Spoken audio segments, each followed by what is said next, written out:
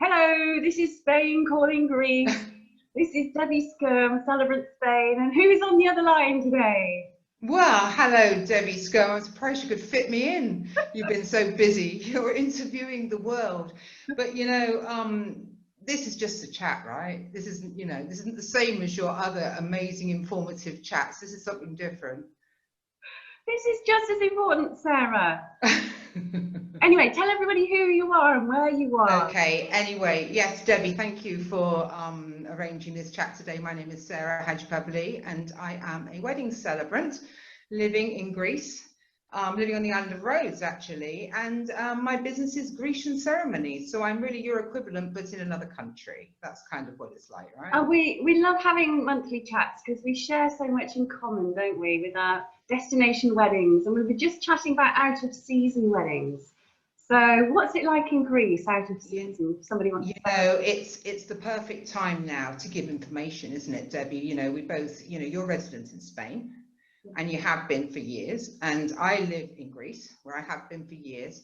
And right now, there's many couples who are looking all over the internet and trying to Google what sort of information. So today we decided, all joking aside, that we discuss off-season weddings, winter weddings in our countries. And so for me personally in Greece, Greece is a country made up of many, many, many, many islands, a mainland, and lots of beautiful sites and places to visit, and as you have there in Spain. But really, if you're looking at the moment, if you're looking at any time in the future for an off-season wedding, I think you should really consider the mainland, because that obviously in Greece we've got one of the most famous cities in the world, Athens, and all the history, and this has got a lot of availability for flights worldwide. So that's what I would recommend. That's where you would start, mainland Greece and Athens in particular, the outskirts. And yes, of course you could have a wedding in winter, off season.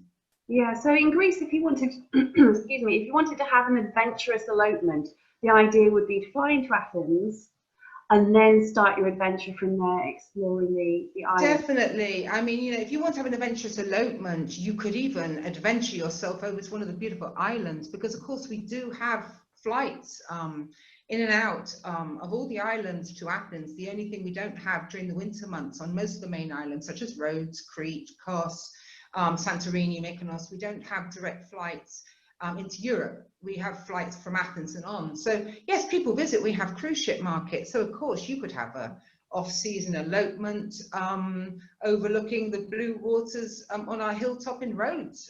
If you're willing to be, adventurous, of course you could. But Athens, you've got more geared up for actual entertainment wise. If you want to have things to do, there's more going on in the winter time there, because it's a major city, and so you've got the beautiful Acropolis of Athens, the Parthenon Museum, the new Museum of Athens, which we call it the new one. It's been there for years, but it's award-winning. It's amazing. So I would probably recommend mainland. But if you're really adventurous, pop over to an island in the winter. Come for a couple of days, say your vows somewhere beautiful, and then go back and do a few days in Athens and fly somewhere else. Yeah, I mean, it's such a romantic destination. You mentioned cruises there. And I've had people from America on a world cruise, and they've stopped off in Malaga, hopped off the boat, had an elopement ceremony with me. Actually, it wasn't an elopement, it was a vow renewal. Had a vow renewal ceremony with me, and then got back on the boat and carried on cruising. What a lovely thing to do, because obviously when you're on a cruise ship, the idea you are to go and do something like that is really romantic, because it's stepping outside the box. You've gone on your cruise, but then while you're there, you've got that opportunity to re-exchange vows. I actually think that'd be really popular. What a lovely thing to do. Well, we are very lucky here in that we're a year-round destination, and we average 320 days of sunshine, which is fantastic. Yeah, that's and Malaga's an international airport, as you know, so we have flights in all year round. But weather-wise, people wonder what it's going to be like. You say 320 days, but obviously it is going to rain at some stage. And November is probably the month to avoid. That tends to be the rainy month. February as well. But outside of that, generally we can more or less guarantee sunshine. It'll be a little bit cooler, but yesterday, for example, and we're in December now, I was out on the beach. I had my little strappy top on. There were dolphins in the bay. It was lovely. Lovely. It sounds beautiful. I see your pictures of all the areas that you go, and I think probably our climates where you are and the climate here in Rhodes is probably somewhat similar, because even though we have, you know, a cooler weather, obviously in Greece, for anybody considering any form of wedding in Greece, if you're looking for beach weddings and things like that, you have got to go for the months of May until October.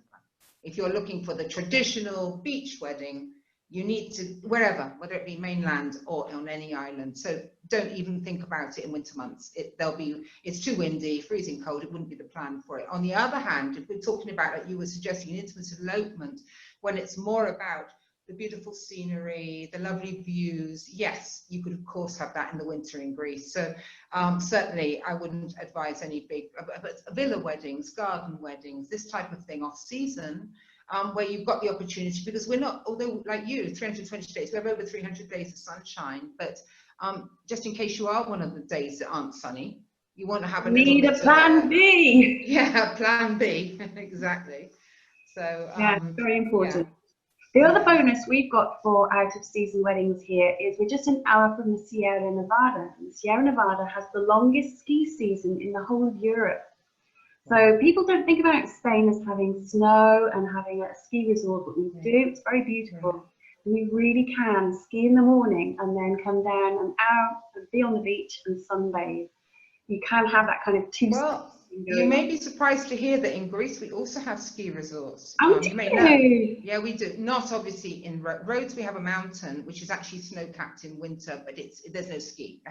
There's nothing. This is a Greek island, but in Greece, in mainland Greece, we have ski resorts up in the mountain areas. One beautiful one that I've not been skiing in Greece forever, but as you drive through mainland Greece, you go to one of the main sites, which is Delphi, which is very, very famous archaeological site, absolutely beautiful, well worth going. I know this is off the wedding, it's nothing to do with weddings, but near there is a village called Orakova, and it's where the Greeks go skiing, and there's some beautiful ski resorts in Greece. So we do have the extremes of temperature like you do, but not on a Greek island. You're not going to find skiing on a Greek island, only water skiing on a Greek island. Yeah.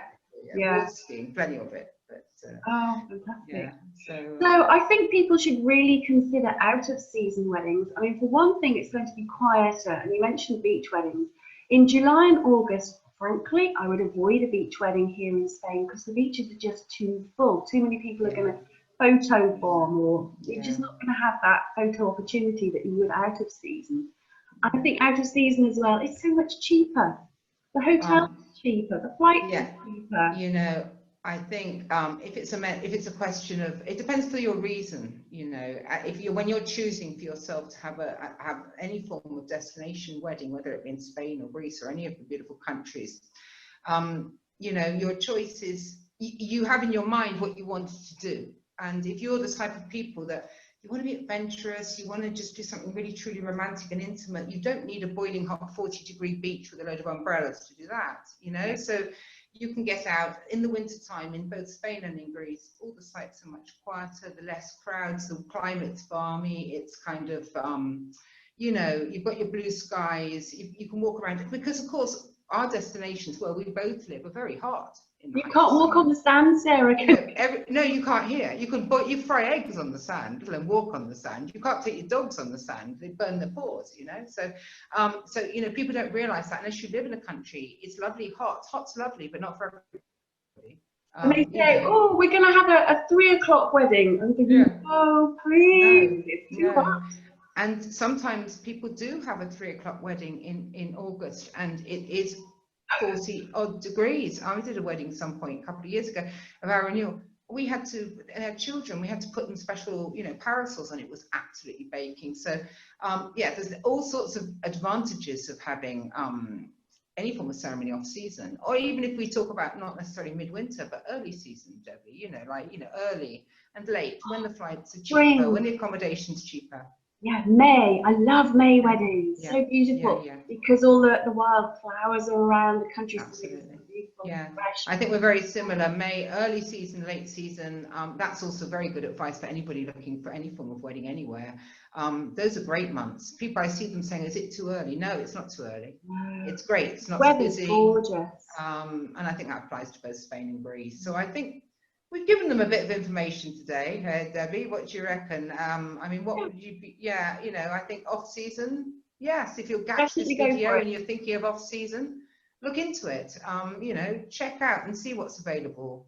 Okay, so if they want to check you out, where can people find you, Sarah? Right. Okay. So my name is Sarah Hatijipavlis, and you can contact me by email, which is info@grecianceremonies.gr. My company is Grecian Ceremonies. And you can find me on social media, on Instagram, Facebook, at Grecian Ceremonies. So yeah, so that's where you can find me. Do send me a message, pop over an email, and happy to answer any questions about any form of a wedding ceremony or any type of ceremony anywhere in Greece. And I can 100% recommend you. You're a lovely person, and you have fantastic feedback. Some great testimonies. Well, really, you know, I can say absolutely the same about you, as you know, because I used to see every day another award is what I see. So you're a European winner. So anybody that catches this video, this is a girl that's winning awards. Okay, so yeah, you'd be lucky to have her. I don't think she's going to fit you in next year as a celebrant. She's so busy. So contact her quickly. You're very kind. What I'll do is I'll put both our contact information in the comments below. Okay. So if anybody wants to get in touch with me, I'm Debbie Skyrme, Celebrant Spain. I'm celebrantsspain.es for my website, and Celebrant Spain on all social media.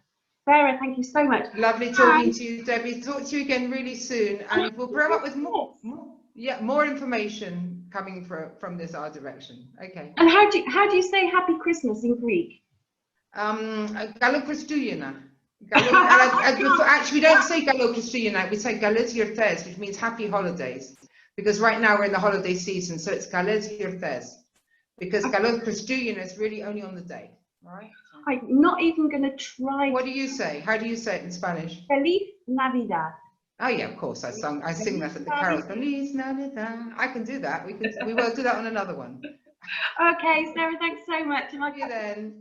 Bye.